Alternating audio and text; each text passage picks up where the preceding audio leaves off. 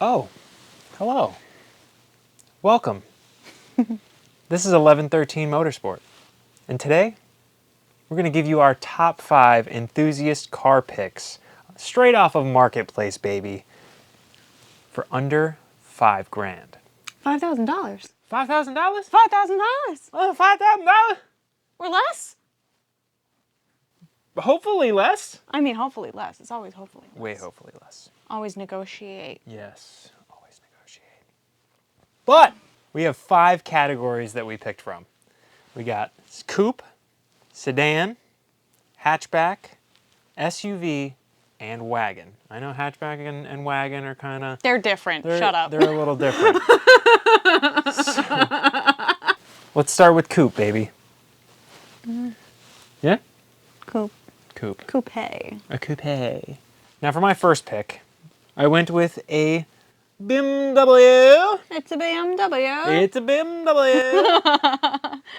It is a 2009 BMW 328i Coupe. Inline 6, 3-liter, 230 horsepower, and 200 foot-pounds of torque. Weighs about 3,300 pounds to 3,800 pounds, depending on the spec you get. You know, the all-wheel drive system adds a lot of weight. But you can get it in an X-Drive or rear-wheel drive. So that's a good enthusiast option to get you into something fun for under $5 grand. Because I saw them for maybe 3,500. Some of them, you know, obviously we're talking project cars here. You're going to have to put some work into them.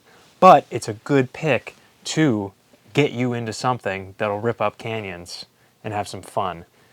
This is naturally aspirated, so you don't got to worry about the turbos blowing up, yada yada. You just got to worry about the engine blowing up. Yeah, we won't talk about that. You can get it in a 6-speed manual or a 6-speed automatic. I believe the automatic transmission was a GM transmission. Oh, for that year. Yeah, for that year. Like her generation style. Yeah, it was generational. I know my X3, I had an X3 previously, and it had a GM automatic transmission. Yeah. It wasn't bad. No, definitely not bad. It's not, But not the best. terrible... Hello, fat man. It's not a terrible transmission, but it is, you know, something to think about. Whether you want the 6-speed manual or the 6-speed automatic, find what suits you best. Because, you know, some people don't want to drive manual, and that's okay. Oh, absolutely. You can still, it still It's has fun. like slap, and you can pick your gear, and, you know. Oh, really? It has Yeah. pedals. Or No pedals, just the, slap in the yeah, just the, in on the the shifter. on the Okay. gear lever. Yeah. I was like, wait, what? Well, because a lot of people call the paddle slap. I don't know. Shift. 2009s might actually have paddles at that point, though. Yeah. So it might actually have paddles. So Either way, you can select the gear on your own with Right. that automatic transmission. And I think that that's a good pick for somebody who's just getting into cars, just getting ready. And between the coupe and sedan, they look different. So I like the coupe a lot more. It looks really good to me. To you, I don't know. What do you think? Google it. Here it is, right here. Oh. Right in front of Brielle's face. Oh. See it? I am Google, apparently. What did you pick for a coupe? I picked a 2010 Genesis Coupe 3.8. Ooh, V6? V6? Straight. No, Yeah. that's mine. What? Straight 6. Mine. Straight. Straight, I know, yeah. But the 3.8 is a rear-wheel drive, naturally aspirated V6. So you're going to have that power consistently, which is always nice. Nothing like pushing a good NA up the canyons. It's so Definitely. much fun. Yeah. But I've seen people turn these into drift cars. I mean, shout out to Nico. He's got a sweet drift car. I'll insert a little clip of his yellow Jenny right here. Shout out to you, Nico. You rock. The 2010 3.8 has about 306 horsepower and around 266 foot-pounds of torque. Foot-pounds? Foot-pounds. What makes you say foot-pounds? Foot-pounds. The foot-pounds? Foot-pounds. The foot-pounds. So many foot-pounds. That's actually a really good horsepower power to torque. weight. What does it weigh? Around 3,500. Okay, so it's a bit on the heavier side, Yeah. but you could take some of that weight out, you know what I mean? We're talking project cars here. You know you're going to gut some of it at least. Like, it has that weight because because of the 6-cylinder. Yeah, that is Same a with- big, same with yours. burly V6. That is a 3.8 liter. Like that's a big. big bore V6. So that's probably got some pretty good get up and go. Yeah. I don't know particularly where in the rev range, but it would probably have a good amount of like torque in the low end and stuff like that. No problem. I can't imagine why not. Sounds fun. Sounds like we need somebody to lend us their Genesis 3.8 to test drive, do a review on, so we can actually have our own experience. Maybe. Maybe. Maybe. Maybe. Maybe we should do Enthusiast car reviews. The 3.8 coupe came standard with a 6-speed manual, and the 6-speed automatic was optional. Ooh, okay. But anyway, let's move on to sedans then. Category number 2. Sedans. Sedans. For sedans, I picked the Swedish for this one. Because I thought, you know what? I like me a Swedish car. So I picked me a Swedish car with a 5-cylinder turbocharged engine.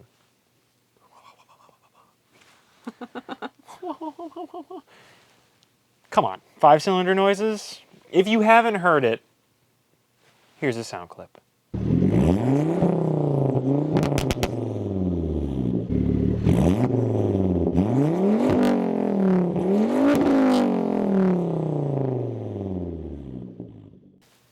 I picked a Volvo S60R. That's right.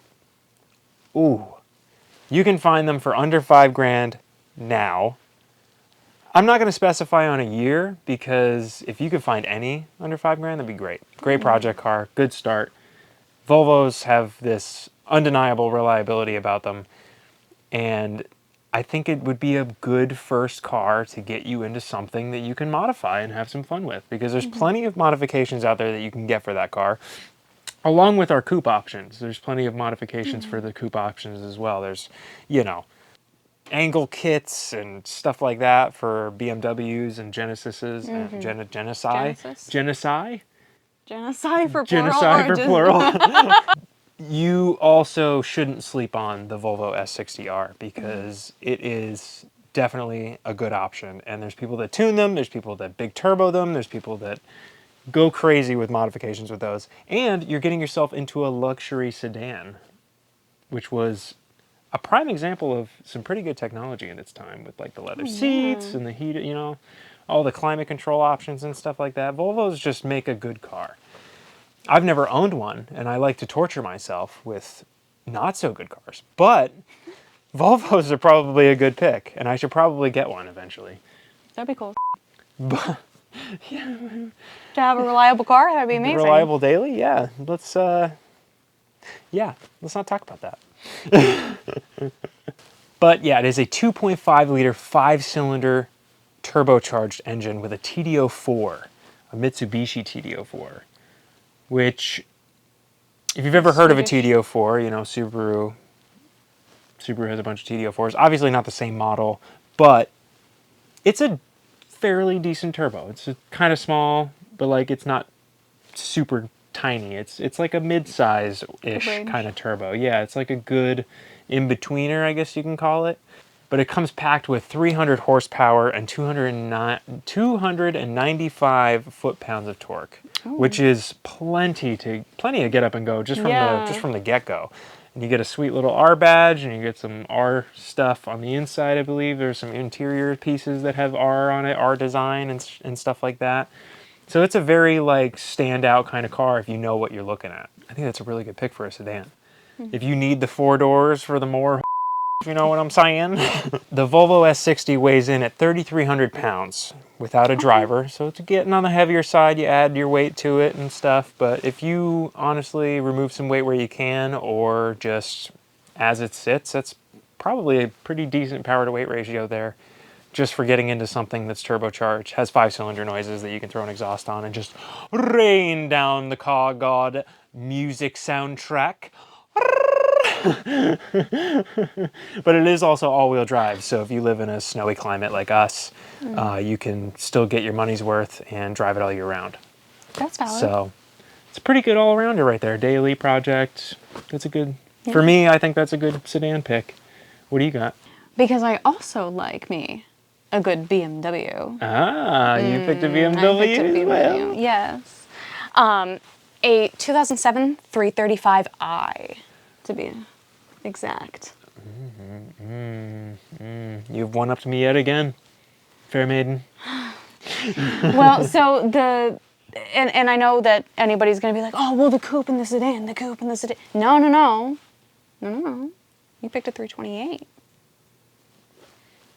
Mine's a 335. They look different between the coupe and sedan.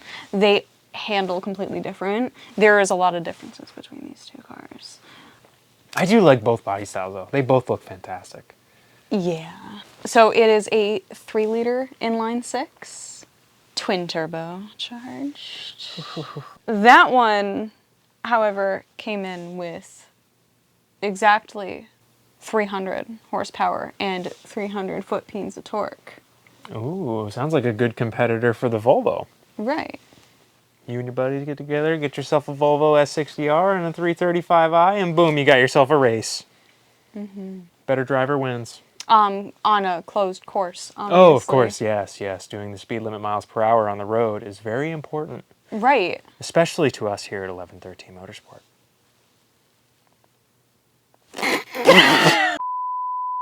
This one also comes with either a 6-speed manual or a 6-speed automatic. At around 3,600 pounds for the curb weight. So yes, it is heavy, but it's got twin turbos. So I would hope that it would compensate. that it would compensate. Yes, I would hope that the power would compensate for the weight. I'd say it probably would. It'd probably like level it out a little bit. If not, gut it. Race car. Well, if you think about my Subaru Outback sedan, that one also has around the same curb weight and a lot less horsepower and torque and naturally aspirated. Mine boogies. Can't imagine this BMW wouldn't. Oh, it totally would, yeah. I agree. Because your car has some pep. Right. It's not like the fastest thing in the world, but it's fun. It's fun. It is fun enough to take it in the canyon, so I'm sure that 335i would also be so much fun. Oh my but God. it's probably not like, I don't know, I'd say even my car, I'm not sure if it would be a good beginner car, because now that I think about it, it's like, ooh, a little dangerous. Getting a little high in the here horsepower. Yeah. To get into something fun, turbocharged, twin turbocharged. The only issue is that, you have twice the turbo to look after. That's true. Yeah, that's a big bill. If either of those break or both. Or both. Or one goes and then the other one goes the next week. That sounds like something that would happen in my world. Right. But that's like, we're talking $1,500, maybe $1,000, like $1,000 to $1,500 for each turbo, which is a big bill. So when you add turbochargers to the list, it gets a little pricey. So if you're just getting started, I'd recommend a naturally aspirated, something fun. Mid 200s to like late 200s is probably fantastic. Yeah. Like that Genesis, that was probably pretty good. That's a reasonable. Yeah. For like NA and stuff, just to have some fun without having to break the bank every time it breaks. I mean, obviously you're going to have stuff break, but project car. We're talking about project cars here, people. We're having fun. We're having fun, yeah. So if you... Busting our knuckles. Yeah. And those turbos are buried too. You should probably check on them. Any car that you get, check the turbo, check the life. See if there's any shaft play, in and out, and up and down, and side to side. There's like kind of a circular... well, I would hope it's a circular Yeah, circular motion. check. And then there's an in and out check for play. I think the in and out is the bad one, like the really bad one. Like, it's gonna blow. Yeah, but I could be wrong. So definitely check your turbos with any new project car that you buy. But if you find a decent one for $5,000, I'd say $5,000 is probably like a good, like you could probably buy it and it wouldn't have too many issues. Right. In I feel like all of the market, cars like would be reasonable. it should be a reasonable, like, give and take there. If you got it for $5,000 exactly. We're on to the next category, baby. Hatchbacks. That's right. I'm talking big cooler in the back, hanging out with your friends, and dangling your feet off the bumper. I can't do that. Not You since I can't- was 12. I was gonna say, you can't dangle your feet off of anything. Not anymore. When I do, it's a rare treat. But hatchbacks, baby, hatchbacks. Now this one for me is a bit of a rarity, and I really, really like this car.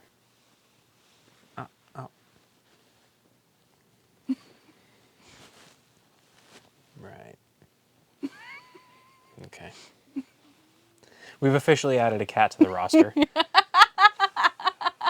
I chose a Saab 9.3 Viggen. A vegan. The Viggen. The vegan. The Viggen. What is a vegan, Matthew? A Viggen is like an STI. No, not the Whoa. one you're thinking of. No. Not that one.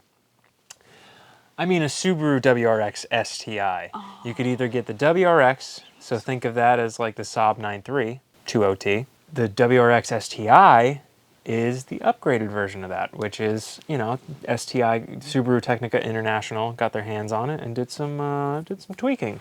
Okay. So with the Saab 9.3 Viggen, it took a normal 9.3 and put a 2.3 liter turbo in it versus the 2.0 in the regular 9.3. Oh, okay.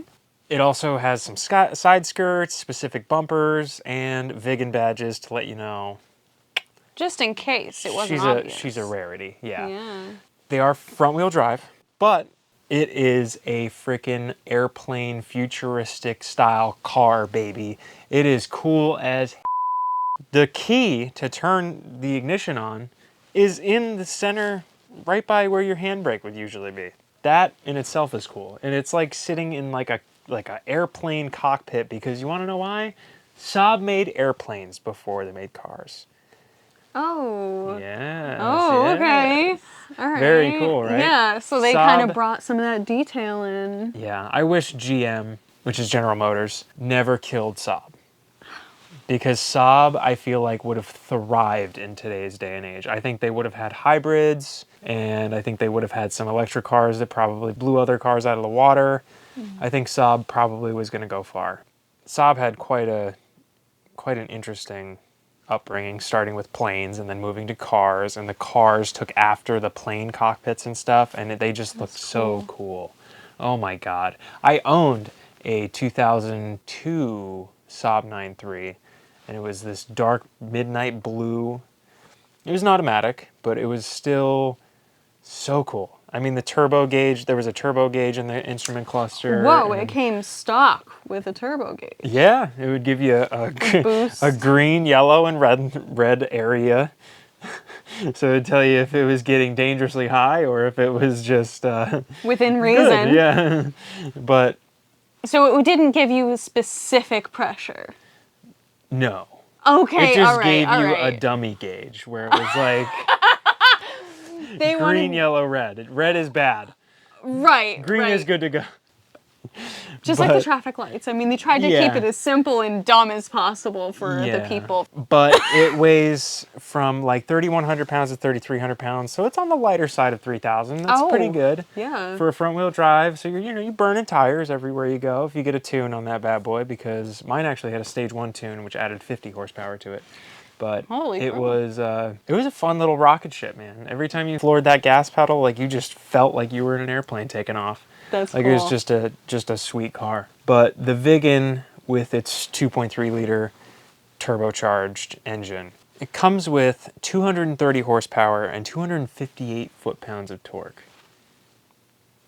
Pretty That's good. not bad. That's pretty nice, right? Yeah, pretty that's nice. a reasonable, That is. It's like especially a good. for a turbo car. Yeah, it's I good feel fun. like that's reasonable, yeah. Lots of Like fun. it's not. Yeah, it's not like you're blown out of the water with 400 horsepower. But Yeah. but it's enough to definitely do some peels. But you can also, I don't know particularly how they handle. I don't really know much about the suspension, because when I had mine, I was like 17, so I wasn't really like too Inexperienced. involved. Yeah, I was very inexperienced at that point. That's my pick for hatchback. What would be your pick for hatchback? So, my other two options with the high horsepower and high torque, I just picked one with torque this time. I picked a 2002 Volkswagen Golf. Volkswagen. Volkswagen? What kind of car does an egg drive? A Volkswagen.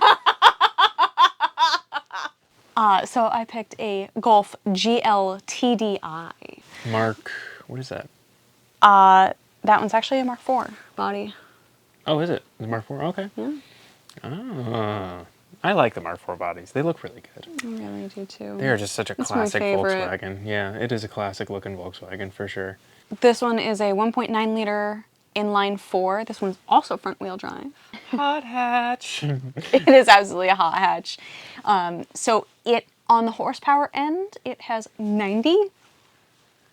Yeah.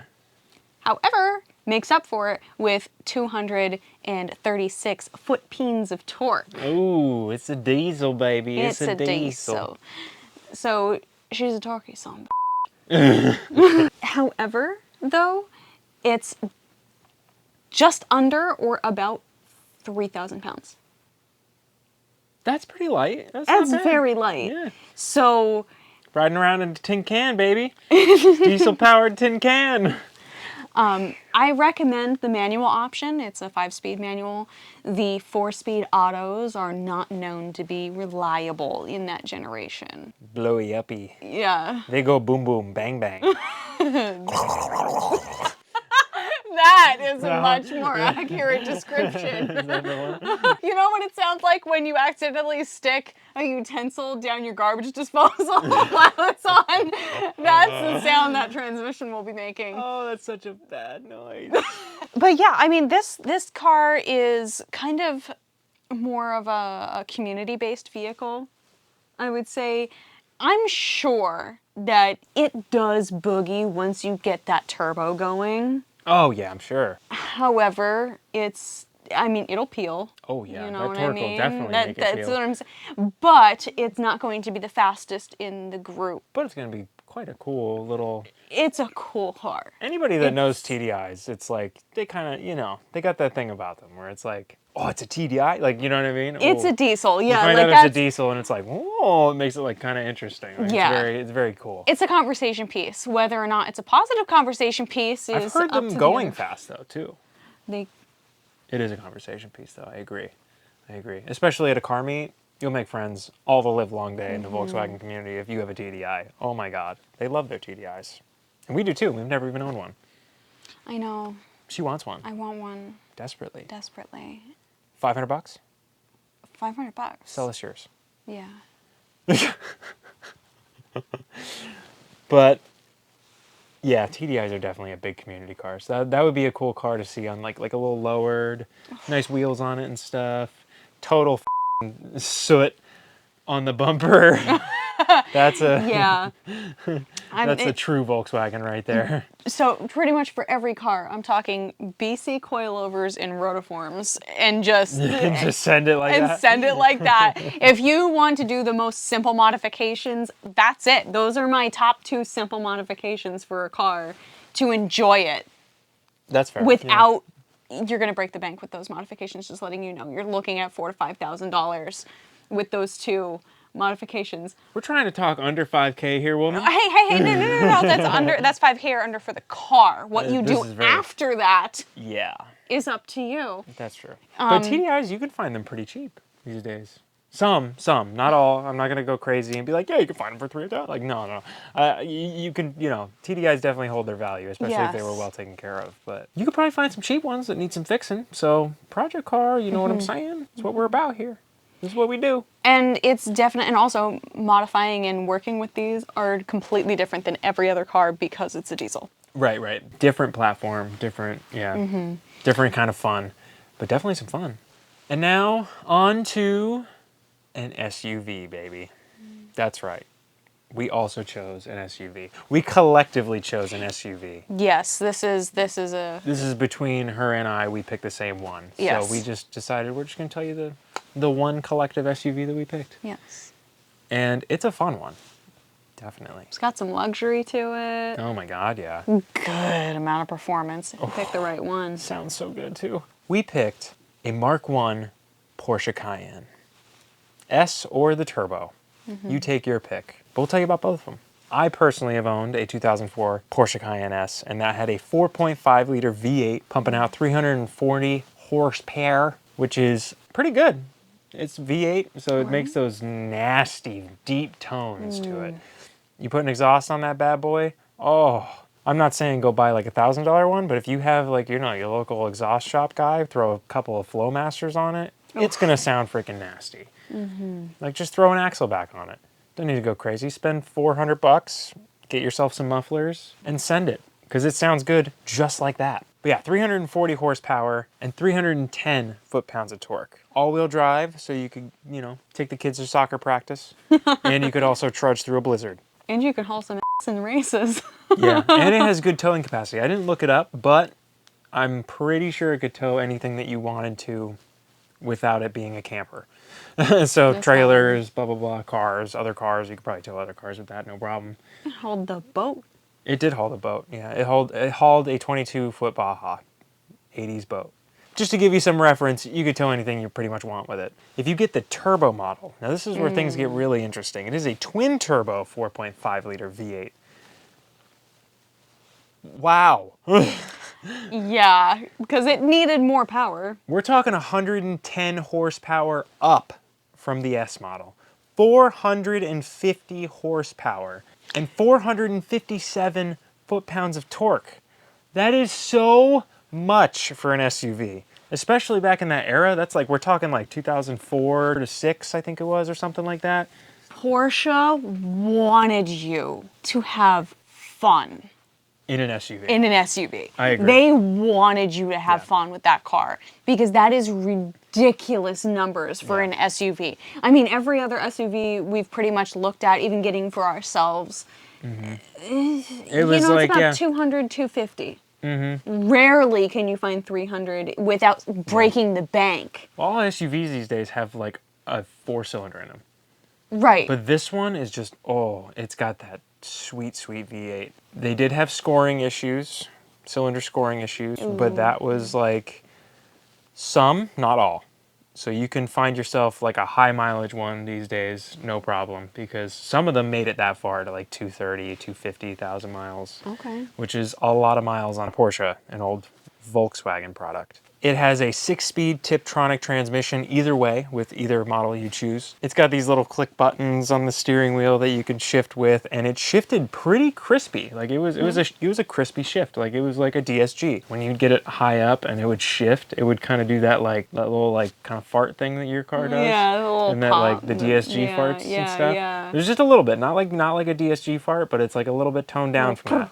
It was very Yeah. it was nasty sounding in the high I'm end. sure with the V8 though, Oh my but God, it would yeah. it would be nice and deep. It is. With that- it was, I should say, because mine blew up. It was at 200,000 miles. So I mean, she was Cylinder tired. scoring. She got tired of me beating the out of her. So But Porsche wanted that. that's true. It does come with double wishbone suspension too, so it was set up to be planted around corners and stuff. It handled so well compared to like any other SUV I've driven. Like it handled magnificently because, oh yeah, Porsche.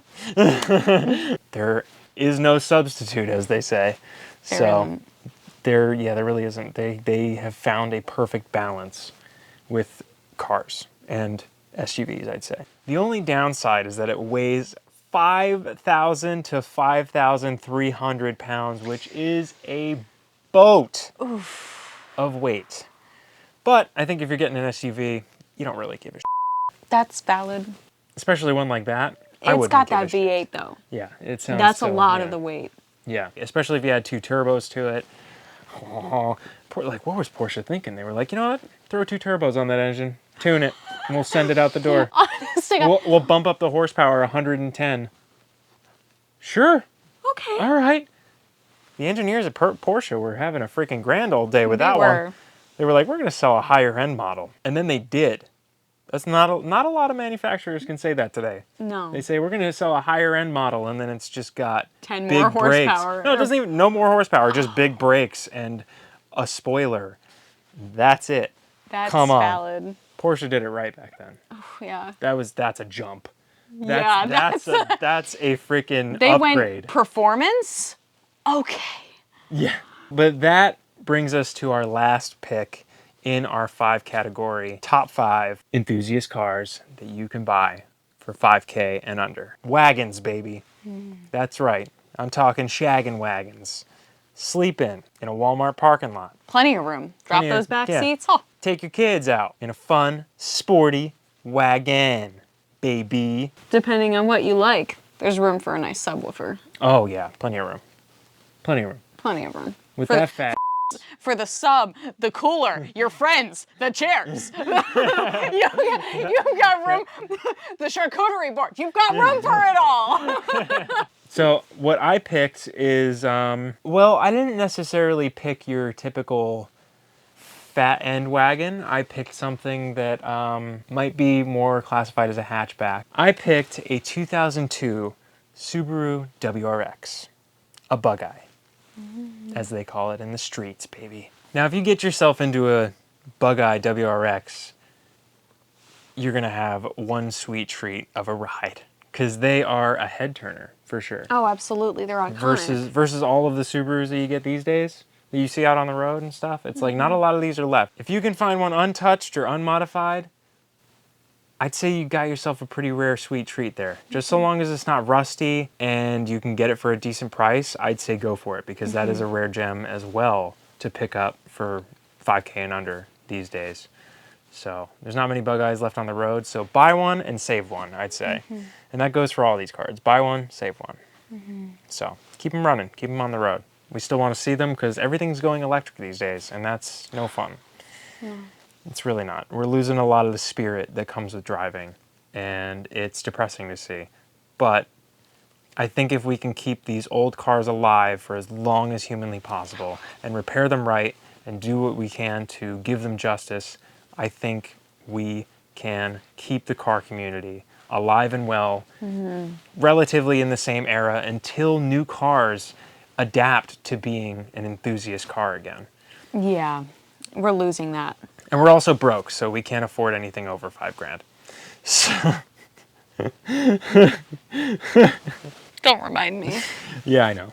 So you get yourself a 5-speed manual in this Subaru WRX. You know, the transmissions weren't the best. They were kind of made out of glass, is what they used to say back in the day. But if you baby it and take good care of it, you won't blow that. But if you beat the ever-loving out of it, obviously you're going to blow something. But it comes with a 2-liter turbocharged, 227 horsepower, and 217 foot-pounds of torque, which is nice and giddy. Yeah, Nice and giddy. And it's got 3,200 pounds. That's how much it weighs. Okay, around that area. For the weight, power to weight, yeah. it's pretty good. That's fun. You get Subaru's symmetrical all-wheel drive system, which will get you through any weather. I'd recommend getting the car undercoated, because rust and rot, that was just their thing back then.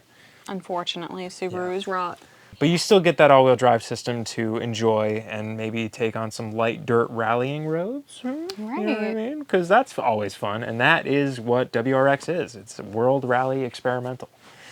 That was their homologation car for the road. Right. To race.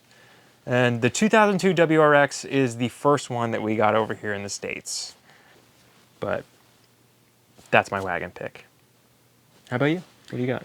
Now, you picked a flat 4. I'm picking a Subaru flat 6. Oh. The one that I picked, though, is a 2002 Subaru Outback wagon. It is also the LL Bean edition. It's a naturally aspirated 3-liter flat 6. It had 212 horsepower with 210 foot-pounds of torque. Okay, so it's on the lower side of 200. It's definitely on the bottom end of 200 horsepower in torque. So we're definitely not talking about a car that you can rip up the canyons. I'm talking about a car that you can enjoy cruising, parking lot hangs, car shows.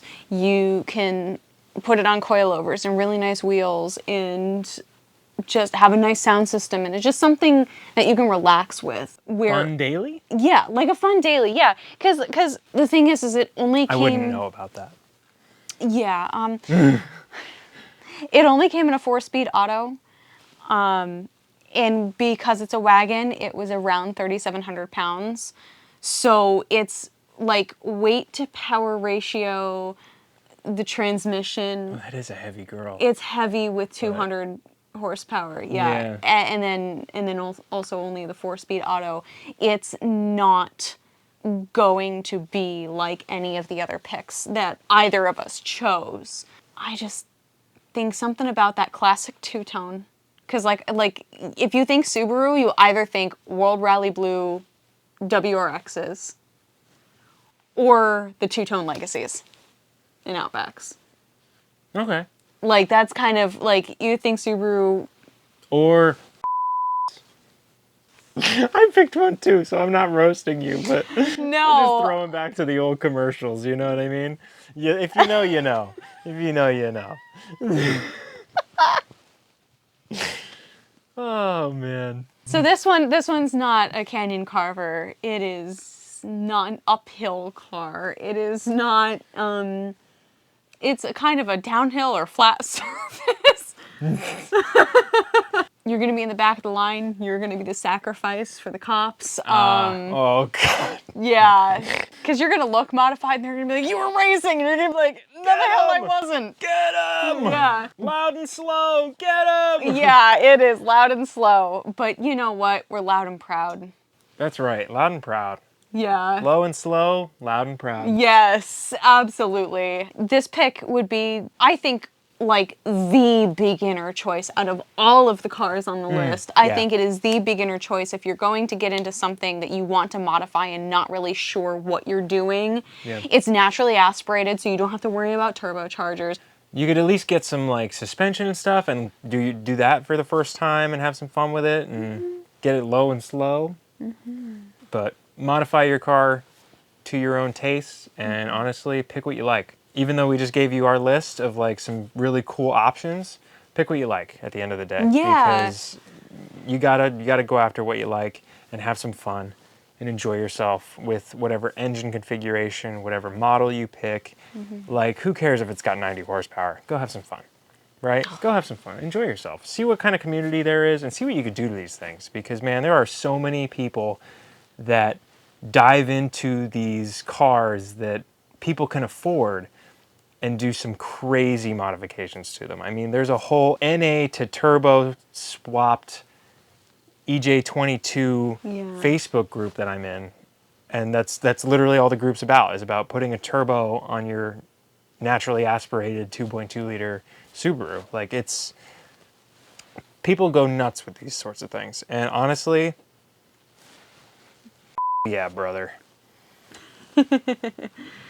And it also goes to show, like, my list varies from a 410 horsepower V8, twin turbo V8, or a 90 horsepower inline 4 diesel. Yeah. You know what I mean? Like, I also have a broad range of cars that I like. So if you have a broad range or you have something that you're like, oh, well, not really a lot of people like it. So what? You like it.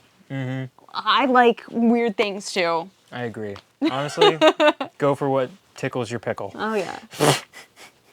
And that is our top 5 enthusiast car picks for $5,000 and under. So, that's it from us here at 1113 Motorsport. We really appreciate it. Thank you so much for watching. Oh, yeah. Have a wonderful freaking day. And we'll see you in the next one, all right? Sound good? We'll be here. We'll be here. Like and subscribe. Bye, guys. That was rude. That was rude.